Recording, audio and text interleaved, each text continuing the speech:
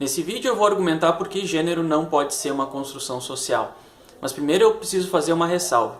Eu quero que fique bem claro que eu não tenho nenhuma intenção por trás desse vídeo de impor qualquer espécie de estereótipo de gênero nas pessoas. Eu acho que cada um deve ser aquilo que é ou aquilo que quiser ser. A questão aqui é que esses estereótipos existem e eles têm um fundo biológico.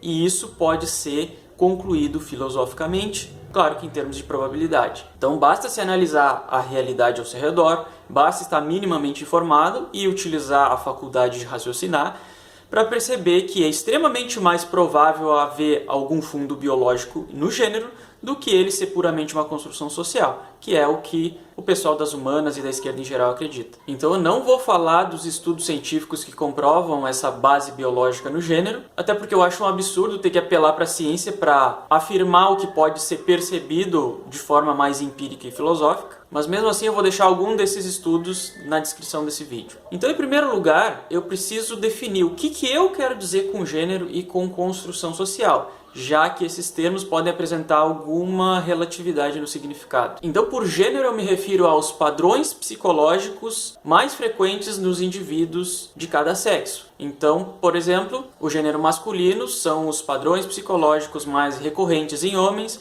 e o gênero feminino são os padrões psicológicos mais recorrentes em mulheres. Então, alguns exemplos de características psicológicas masculinas seriam racionalidade, frieza, exatidão, simplicidade, rigidez, atividade, introversão, interesse por coisas mais materiais, máquinas, física, coisas do tipo. E do gênero feminino seriam emotividade, empatia, inexatidão, flexibilidade, complexidade, passividade, vaidade estética, extroversão, interesse por pessoas, seres humanos. Então, gênero é algo a nível psicológico que acarreta em padrões comportamentais e papéis de homens e mulheres na sociedade que podem ser rotulados como comportamentos e papéis de gênero, embora esses comportamentos e papéis não sejam o gênero em si. E isso é muito importante ressaltar porque tem muita gente que define gênero como os papéis. Só que para mim não faz o menor sentido dizer que os papéis de gênero são o gênero. O papel de uma coisa não é a própria coisa. Então, se a gente fosse tratar o gênero a nível de papéis, sim, existe uma carga social maior, embora também possa existir uma carga biológica bem considerável, só que, claro, mais indireta. Mas enfim, então nesse vídeo eu trato o gênero como características psicológicas. Ok. E por construção social eu me refiro a qualquer produto direto da ação humana.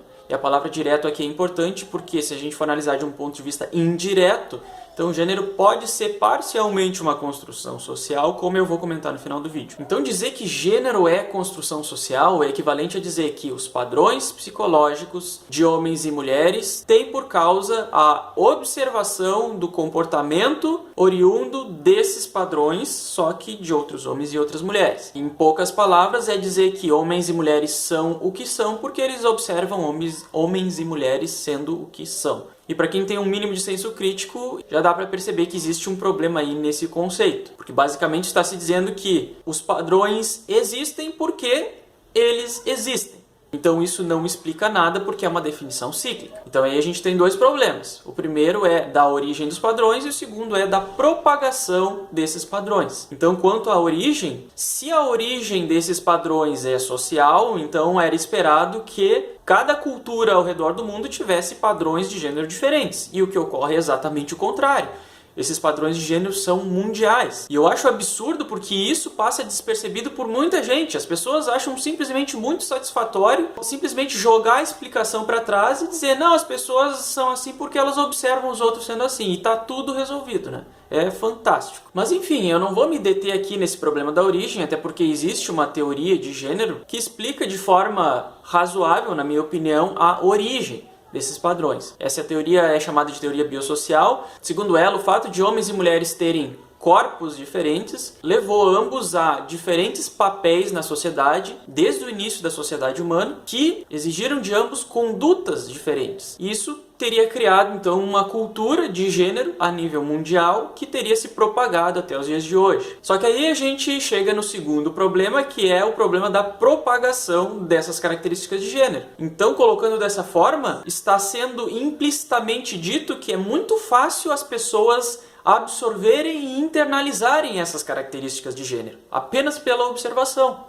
o que é algo completamente irrealista, por vários motivos. Primeiro porque, para uma pessoa se influenciar, ela tem que, em primeiro lugar, estar exposta suficientemente à influência. E cada pessoa, devido às peculiaridades de sua vida, tem graus de exposição diferentes das influências. Umas estão mais expostas e outras menos expostas. Segundo lugar, porque as pessoas são diferentes. Algumas pessoas são mais influenciáveis e outras são menos influenciáveis. Mas o terceiro e o maior motivo pelo qual é irrealista a ideia de que é muito fácil das pessoas absorverem as características de gênero é o fato de que essas características são, na maioria dos casos, gostos e traços de personalidade, que são características mais profundas da psicologia humana. E, portanto, elas não são facilmente maleáveis. Isso é observável pela experiência cotidiana. Basta analisar os outros, mas principalmente analisar a si mesmo para perceber isso. Ah, Stefano, mas os meus gostos estão mudando toda hora. Não, eles não estão mudando toda hora. Se isso acontece é porque, na verdade, tu não tem um gosto específico para essas coisas.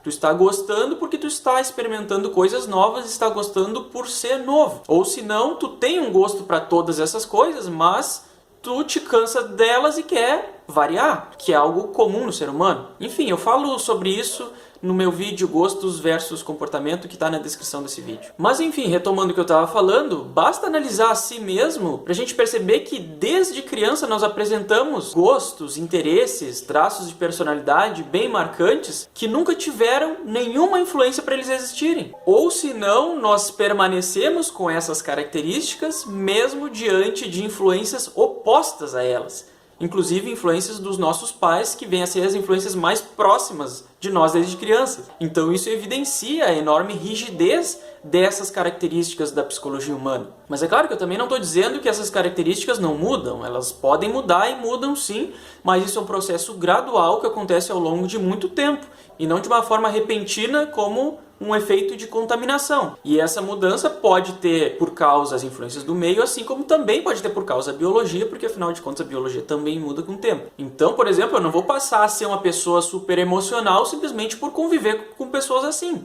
Não vou passar a ser uma pessoa muito racional por conviver e observar pessoas sendo racionais. Se eu sou uma pessoa muito introvertida, não vou passar a ser uma pessoa extrovertida só por observar e conviver com pessoas extrovertidas. Se eu não gosto de física, eu não vou passar a gostar de física só por ver os outros gostando de física. Se eu observei os outros gostando e gostei de física, é porque eu já tinha o gosto e não sabia. Então a gente não é essa massinha de modelar que muitas pessoas parecem acreditar. Se a gente fosse fazer uma analogia do ser humano com substâncias, nós seríamos um composto de várias substâncias, algumas mais maleáveis na periferia da nossa mente e outras mais rígidas, mais no interior, nas profundezas da nossa mente. E os gostos e traços de personalidade estão mais no interior e, portanto, eles são mais rígidos.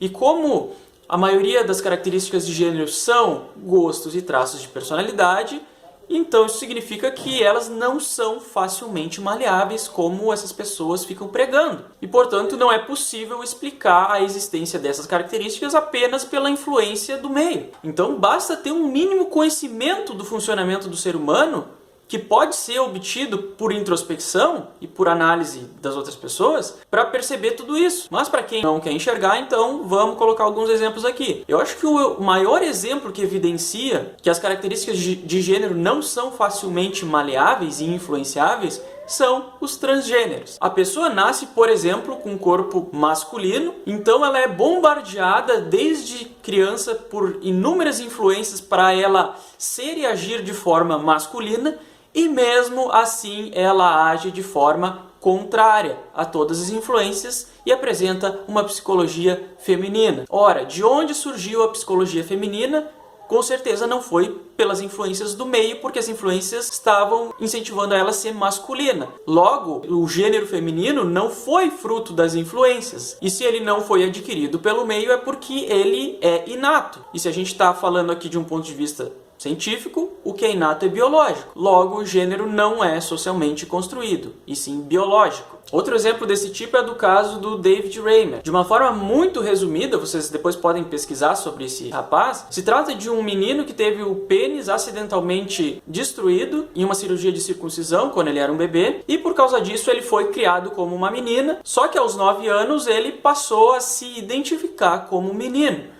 e depois aos 15 anos ele passou a viver como menino. Então esse é mais um exemplo que segue o mesmo padrão dos transgêneros, só que aqui se trata de um cisgênero. Um outro exemplo desse tipo é do documentário dos Guevedosses, que está na descrição desse vídeo. Os Guevedosses são meninos em uma determinada aldeia que eles possuem um defeito genético que faz com que eles nasçam sem o pênis. E por isso eles são confundidos como meninas pelos pais e são criados como meninas. Só que acontece que eles desde criança apresentam características psicológicas e comportamentais de meninos, se identificam como meninos e depois na adolescência passam a viver como meninos. Depois a gente tem o exemplo do paradoxo da igualdade de gênero norueguês, que também se trata de um documentário que está na descrição desse vídeo. A Noruega é um país que apresenta grande igualdade de gênero, o que significa que, por exemplo, homens e mulheres são tratados de forma mais parecida, que não existe prescrição comportamental baseada em estereótipos de gênero, que existe grande incentivo para a representatividade feminina na ciência e na política. Então, considerando tudo isso,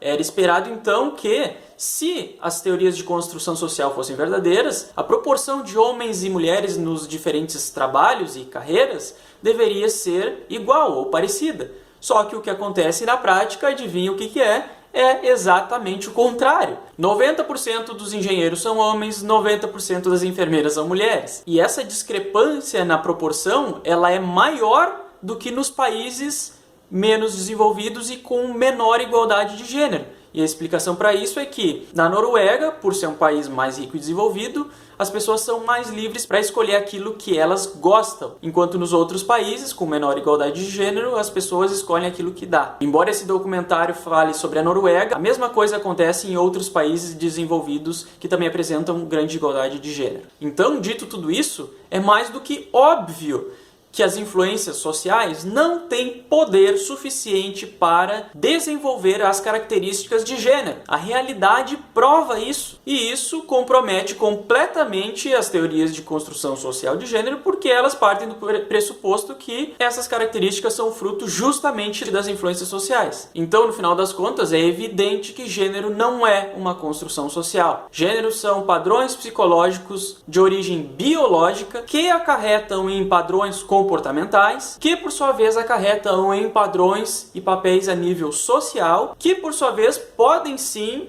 influenciar as pessoas a seguirem esses padrões, o que acaba reforçando ainda mais esses padrões, como num efeito retroalimentado. Então existe sim o fator social, mas não a ponto da gente dizer que gênero também é uma construção social, porque esse fator social ele é apenas a consequência de algo que já existe e que é causado pela biologia. E quando eu falo causado diretamente. Os padrões psicológicos que nós observamos hoje são causados diretamente pela biologia. Mas se a gente fosse analisar de um ponto de vista indireto, é possível que a ação humana ao longo do tempo tenha criado pelo menos parte dessas características biológicas de gênero. Então, nesse caso, o gênero seria indiretamente uma construção social, pelo menos em parte. Eu digo em parte porque é possível que sempre tenham existido diferenças biológicas de gênero entre homens e mulheres, independente da ação humana, porque isso também é observado nos animais. Mas aí já é assunto para outro vídeo. Bom, então era isso. Para quem quiser saber sobre os estudos científicos que evidenciam a base biológica do gênero, eu deixo na descrição desse vídeo